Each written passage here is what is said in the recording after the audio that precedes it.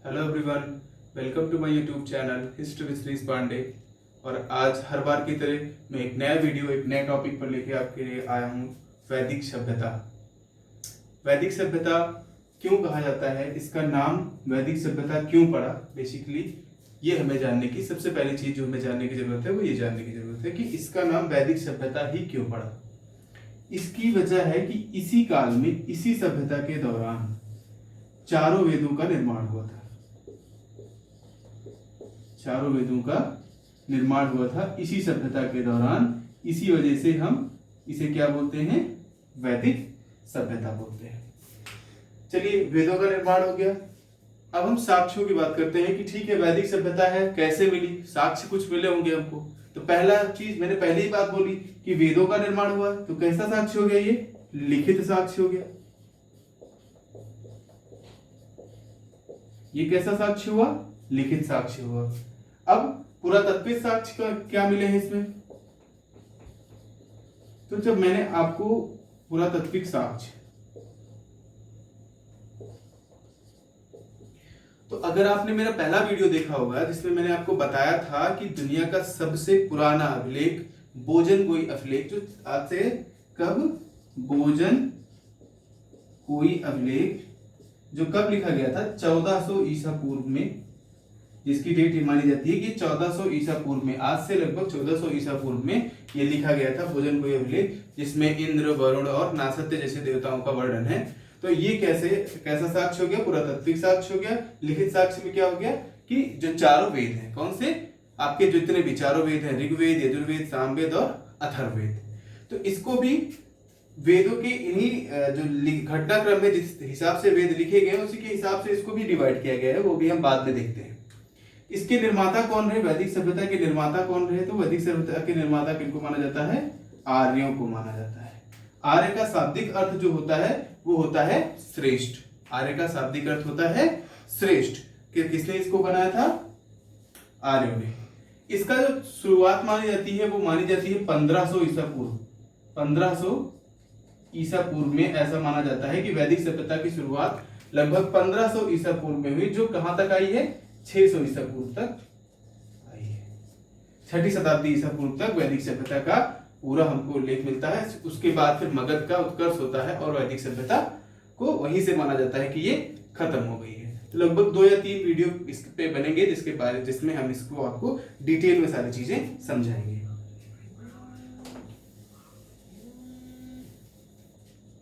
अब वेदों के निर्माण के आधार पर इसको 2 भागों में बांटा गया है। 2 भागों में, एक होता है पूर्व वैदिक और एक होगा आपका उत्तर वैदिक। पूर्व वैदिक वह काल है जिसमें ऋग्वेद की रचना हुई थी, जो सबसे पुराना लिखित ग्रंथ माना जाता है। कौन सा, ऋग्वेद की रचना हुई थी। और ऐसा माना जाता है कि ऋग्वेद के समकालिक, ऋग्वेद का रचना काल लगभग 1500 ईसा पूर्व माना जाता है। और उत्तर जो पूर्व वैदिक काल है ये 1500 से 1000 ईसा पूर्व तक माना गया है। इसकी वजह यह है कि ऋग्वेद को 1500 से 1000 ईसा पूर्व तक अलग अलग समय में अलग अलग लोगों के द्वारा लिखा गया है। और उत्तर वैदिक काल में जो बाकी ब्राह्मण ग्रंथ हैं और जो बाकी 3 वेद हैं वो लिखे गए हैं, इसीलिए इसको क्या बोला जाता है, उत्तर वैदिक काल, जिसका टाइम पीरियड क्या माना जाता है, 1000 से 600 ईसा पूर्व तक माना जाता है। तो अभी जो पहले वीडियो में हम पढ़ेंगे, पहले वीडियो में हम पूर्व वैदिक काल पढ़ेंगे। पूरी तरीके से हमारा जो पहला वीडियो है वो पूर्व वैदिक काल पर ही आधारित होगा। क्यों, तो पहला चीज, किस ऋग्वेद से इस काल की या इस सभ्यता की जानकारी किससे मिलेगी, आपको ऋग्वेदों में ज्यादा मिलेगी। ठीक, और ऋग्वेद का जो समकालिक माना जाता है कि उसी समय पे लिखा गया है, एक ग्रंथ है ईरान में जिसको बोला जाता है अवेस्ता। उसका नाम क्या है, अवेस्ता, जिसका रचना काल 1400 ईसा पूर्व माना जाता है। 1400 ईसा पूर्व इसका रचना काल माना जाता है। तो ऋग्वेद की अगर कभी प्रश्न पूछता है कि ऋग्वेद की समकालिक कौन सी पुस्तक है, तो अवेस्ता। कई सारी बातें ऐसी हैं जो अवेस्ता की और ऋग्वेद की मिलती हैं। जैसे देवताओं का लेख जो है वो अवेस्ता में भी है, ऋग्वेद में भी है। जो अश्व है यानी घोड़े जो हैं वो ऋग्वेद में भी महत्वपूर्ण थे और अवेस्ता में भी महत्वपूर्ण है। तो बातें मिलने की वजह से ये माना जाता है कि ये ग्रंथ जो है वो समकालिक हुआ करते थे। ठीक, अब आते हैं कि जो आर्य हैं जिन्होंने वैदिक सभ्यता की रचना की। क्योंकि अगर हम देखेंगे तो हम ये मानते हैं कि लगभग 1750 के आसपास आते आते जो आपकी सिंधु सभ्यता है, जो सिंधु सभ्यता है, सिंधु घाटी सभ्यता है, वो खत्म हो जाती है। तो उसके बाद थोड़ा सा गैप आता है और फिर ये आर्य सभ्यता, जिसको हम वैदिक सभ्यता के नाम से जानते हैं, ये आती है। अब बात ये आई कि जो ये आर्य है ये आए कहाँ से, जिन्होंने इस सभ्यता का निर्माण किया। तो ऐसा मत अलग अलग विद्वान है, उनका अलग अलग मत है। जैसे मैक्स मूलर है, मैक्स मूलर कहते हैं कि आर्य मध्य एशिया से आए हैं, यानी जो तजाकिस्तान, किर्गिस्तान और ये सब एरिया है, आल्प्स पर्वत के आसपास का जो एरिया है, जो क्षेत्र है, वहां से आए हैं। बाल गंगाधर तिलक का मानना है कि ये ध्रुवों से आए हैं, ठीक, और वो भी कौन से, उत्तरी ध्रुव से। डॉक्टर अविनाश चंद्र दास हैं, इन्होंने बताया कि सप्त सिंधु प्रदेश से आए हैं। गंगानाथ झा का मानना है कि ये ब्रह्मर्ष देश से आए हैं। नेहरिंग और प्रोफेसर गार्डन चाइल्ड हैं, जिन्होंने बताया कि ये दक्षिण रूस से आए हैं, इनका मानना अपना है। और दयानंद सरस्वती जो है, उनका मानना है कि ये तिब्बत से आए हैं। हालांकि जो विद्वान हैं वो ज्यादातर मैक्स मूलर के सिद्धांत पर विश्वास रखते हैं कि जो आपके आर्य हैं वो मध्य एशिया से आए हैं। तो अगर प्रश्न आता है कि आर्य कहां से आए थे, तो उसमें हमें आंसर क्या देना है, मध्य एशिया, क्योंकि अधिकतर विद्वानों का यही मानना है कि जो आर्य हैं वो कहां से आए हैं, मध्य एशिया से आए हैं। अब आते हैं हम लोग सामाजिक विवरण। क्या सामाजिक स्थिति क्या थी, कैसी थी? तो सामाजिक स्थिति में सबसे पहली चीज हमको ये जानना है कि ये कैसा समाज था। ये एक ग्रामीण सभ्यता थी। सब उसके पहले क्या जानेंगे हम, ये कैसी सभ्यता थी, ग्रामीण सभ्यता थी, जो हमेशा एक जगह से दूसरी जगह घूमती रहती थी। इसी वजह से इसके शुरुआत में कोई बहुत बड़े जो है पुरातात्विक साक्ष्य नहीं मिले हैं, सिवाय एक भोजन कोई अभिलेख की। तो कैसी सभ्यता है ये, ग्रामीण सभ्यता है। तो पहली चीज जो सामाजिक स्थिति में थी वो ये थी कि ये समाज कैसा था, यहाँ का पितृसत्तात्मक समाज था। पितृसत्तात्मक कबीलाई समाज।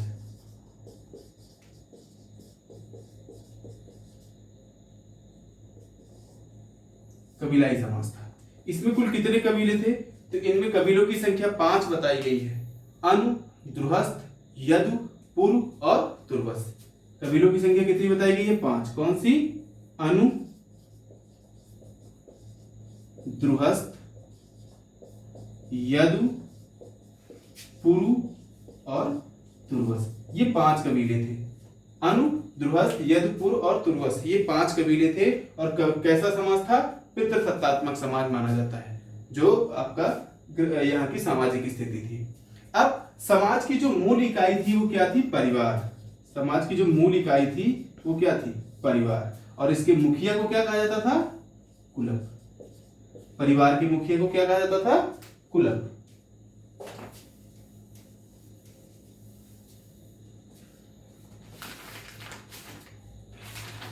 परिवार, परिवार का मुखिया क्या होगा, कुलक। परिवार, कई परिवारों का समूह जो होता था वो क्या होता था, ग्राम। कई परिवारों का समूह क्या होता था, ग्राम। और इसका जो मुखिया होता था उसको क्या बोलते थे, ग्रामणी। फिर कई ग्रामों का समूह क्या होता था, विश। इसका मुखिया विशपति। फिर कई विश का समूह क्या होता था, जन। इसका मुखिया जनपति। जन शब्द का ये प्रश्न आया है एक बार कि जन शब्द का इस्तेमाल ऋग्वेद में कितनी बार किया गया है। ऋग्वेद में जन शब्द का इस्तेमाल कितनी बार किया गया है, तो 275 बार। ऋग्वेद में 275 बार जन शब्द का इस्तेमाल किया गया है।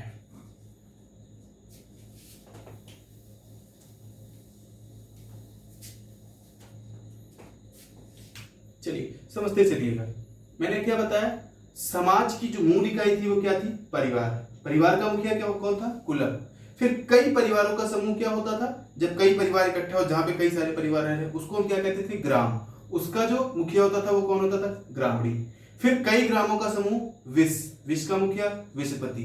फिर कई विश का समूह जन। जन का मुखिया जनपति। और राष्ट्र के जो राज्य या कई देशों के संबंध में, देश या राज्य के संबंध में जो शब्द आया है वो वहां पर राष्ट्र शब्द का इस्तेमाल किया गया है।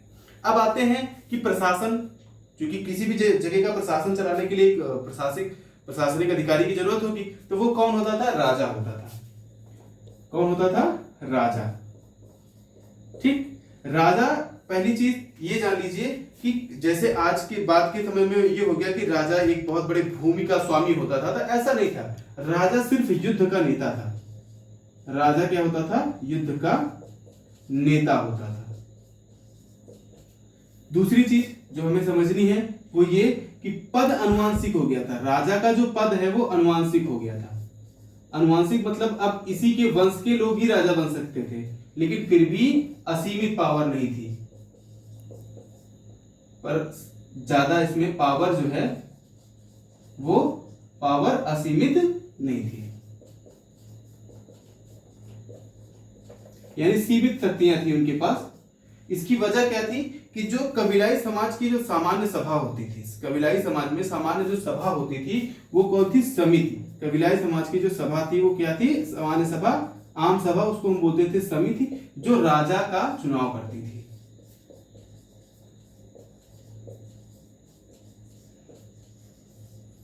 जो राजा का चुनाव करती थी कौन? समिति। हालांकि शुरुआत जब हुई थी वैदिक सभ्यता की, जो शुरुआत हुई थी ऋग्वेद काल का जब शुरुआत हुआ था, तो उस समय का जो राजा है वो लोग चुनते थे, जैसे आज हम आप चुनते हैं। लेकिन बाद में धीरे धीरे ये पद अनुवांशिक होता गया।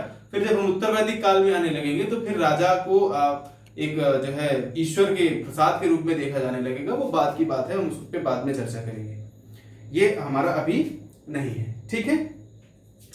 अब क्या है? राजा के पास सेना होती थी। राजा के पास क्या होती थी? सेना। राजा के पास सेना होती थी और कई सारे ऐसे शब्द आए हैं, जैसे कि सर्द आया है, व्रात आया है, और ये सब कैसी क्या इकाइयां हैं? ऋग्वेद में इन शब्दों का इस्तेमाल कई जगह पर किया गया है। तो ये माना जाता है कि ये क्या है? आपकी जो है सैनिक इकाइयां हैं, सर्द हैं, व्रात हैं, ऐसे कई सारे शब्द हैं। तो इससे ये पता चलता है कि इनके पास सैनिक इकाइयां थी। अब आते हैं कुछ विशेष चीजों पर, जैसे कि कबीले में सभा क्या होती थी। तो कबीले में सभाओं में समिति, विदत, समिति, विदत और समिति, विदत और सभा, समिति, विदत और सभा जैसी आज क्या होती थी? सभाएं होती थी। यानी कि जो आम सभा होती है जिसमें कई सारे लोग बैठते हैं जाकर, तो इसमें भी सबसे पुरानी कौन मानी जाती है? विदत। विदत का क्या मानी जाती है? ये प्राचीनतम मानी जाती है। ये प्राचीनतम आम जनों की या श्रेष्ठ जनों की सभा होती थी। समिति और विदत में महिलाएं भाग लेती थी। समिति और विदत में कौन भाग लेता था? महिलाएं भाग लेती थी। शिक्षा के अधिकार की बात करें तो महिलाओं को शिक्षा का अधिकार था। महिलाएं शिक्षा ग्रहण कर सकती थी।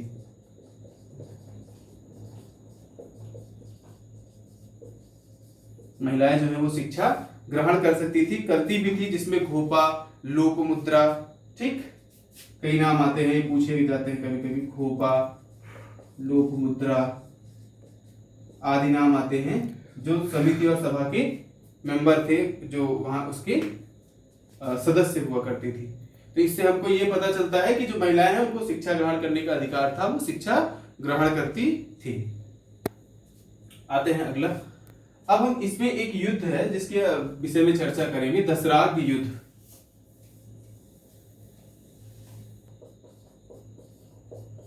दशराग युद्ध, जिसमें भरत वंश के राजा सुदास की विजय हुई थी। सुदास जीता था। ये कहां पर हुआ था? रावी, या पुराना नाम इसका क्या है? परुषणी। परुषणी नदी के तट पर लड़ा गया था, जिसमें 5 और 5 अनार्य भाग लिए थे। ठीक। इंद्र है, इंद्र के लिए शब्द का इस्तेमाल किया गया है क्या? पुरंदर। इंद्र के लिए पुरंदर यानी कि किलों को जीतने वाला, किलों को तोड़ने वाला, इंद्र के लिए पुरंदर शब्द का इस्तेमाल किया गया है। और इंद्र का 250 बार, पूरे ऋग्वेद में 250 बार इंद्र का नाम लिया गया है, इंद्र का उल्लेख किया गया है। अगला क्या है, कुछ अधिकारियों का उल्लेख किया गया है ऋग्वेद में। जैसे अस्पस एक अधिकारी है जिसका काम क्या था, ये जनता की गतिविधियों को देखता था, जनता की गतिविधियों पर नजर रखता था। अगला क्या है, वाजपति। ये क्या होते थे, जो ये वाजपति हैं ये भूमि के अधिकारी होते थे।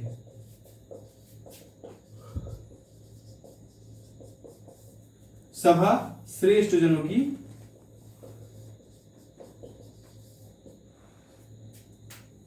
सभा श्रेष्ठ जनों की संस्था होती थी, एक तरीके से संस्था है। और समिति केंद्रीय संस्था है जो केंद्रीय राजनीतिक व्यवस्थाओं को देखती थी। न्यायाधीश के लिए शब्द का इस्तेमाल किया गया है प्रश्न विनाक। न्यायाधीश के लिए एक शब्द का इस्तेमाल किया गया है प्रश्न विनाक। जो अगला टॉपिक है वो बहुत ही इंपॉर्टेंट है और बहुत महत्वपूर्ण है, उसके बारे में चर्चाएं काफी होती हैं। वर्ण व्यवस्था, मैंने बता दिया है इसके बारे में, थोड़ा बहुत आपको मैंने पहले ही बताया है।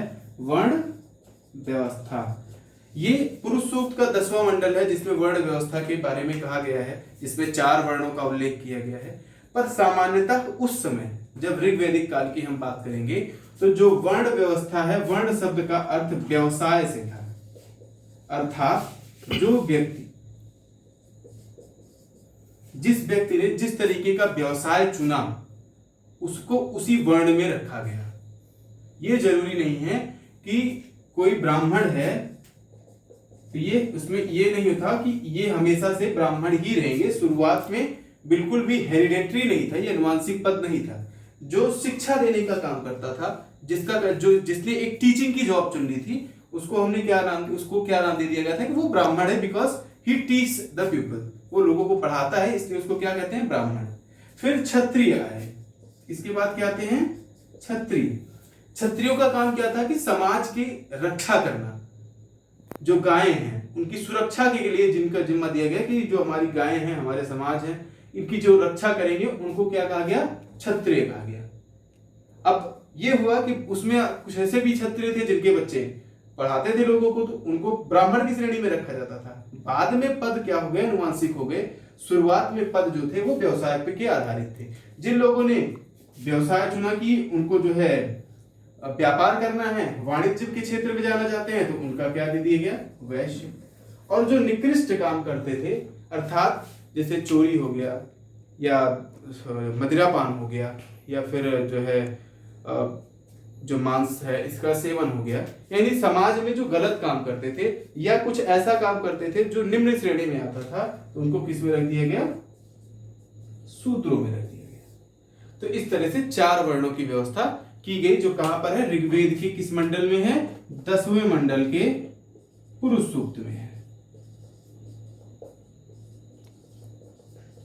पुरुष सूक्त में है, जिसमें कहा गया है मुख से ब्राह्मण है, क्षत्रियों को भुजाओं से बताया गया है, वैश्य पेट से और शूद्र को पैर से। जो हमारे परम ब्रह्म हैं, जिनको हम ब्रह्मा जी बोलते हैं, उनके शरीर के अलग अलग भागों से अलग अलग वर्णों की व्यवस्था की गई है। अब जो अगला टॉपिक है वो है नदियों का।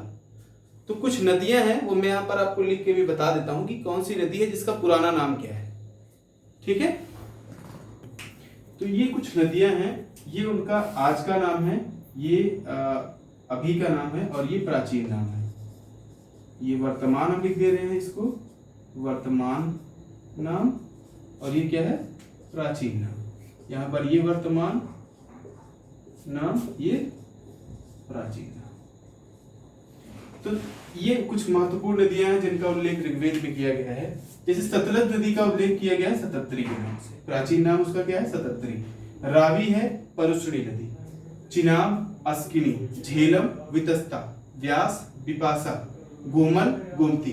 इसे एक लाइन से देखते चलिएगा। सतलज का क्या है, सतद्री है। रावी क्या है, परुष्णी है। चिनाब क्या है, अस्किनी है। झेलम क्या है, वितस्ता है। व्यास क्या है, विपासा है। गोमल गोमती, काबुल कुंभा, गंडक सदा नीरा, कुर्रम कुरुम, सिंधु सिंधु, स्वात सुवस्तु। घग्गर नदी को दृषद्वती बोला जाता था और सरस्वती नदी को नदी तमा बोला जाता था। इसमें सबसे